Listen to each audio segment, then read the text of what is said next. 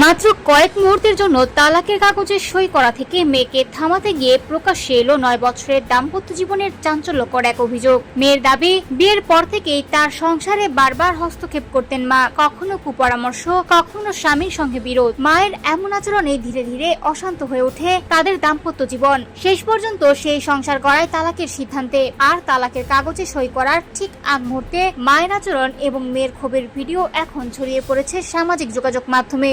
Viral ভিডিওতে দেখা যায় দুই পরিবারকে নিয়ে তালাকের আনুষ্ঠানিকতার জন্য একটি কার্যালয়ে উপস্থিত হন স্বামী স্ত্রী। দীর্ঘ আলোচনার পর যখন তালাকনামায় সই করার প্রস্তুতি চলছে, ঠিক তখনই মেয়ের মা বাধা দেন। মেয়েকে সই না করার অনুরোধ করার পাশাপাশি তার হাত থেকে কলম কেড়ে নেওয়ারও চেষ্টা করেন বলে ভিডিওতে দেখা যায়। এরপরই মায়ের সামনে ক্ষোভ প্রকাশ করেন মেয়ে। তার অভিযোগ, দীর্ঘদিন ধরে নিজের মা তার সংসারে নানা বিষয়ে হস্তক্ষেপ করেছেন। মায়ের পরামর্শ এবং স্বামীর সঙ্গে বিরোধের কারণে ধীরে ধীরে তাদের সম্পর্কের অবনতি ঘটে। এমনকি শেষ পর্যন্ত তালাকের পর্যায়ে পৌঁছানোর পেছনেও মায়ের ভূমিকা রয়েছে বলে দাবি করেন তিনি। ভিডিওতে মেয়েকে বলতে শোনা যায় তিনি আর কোনো অশান্তি চান না, নিজের জীবনে শান্তি চান। তবে এই ঘটনার আগে স্বামী স্ত্রীর মধ্যে ঠিক কি ঘটেছিল কিংবা মায়ের বিরুদ্ধে মেয়ের অভিযোগ কতটা সত্য তা স্বাধীনভাবে যাচাই করা সম্ভব হয়নি।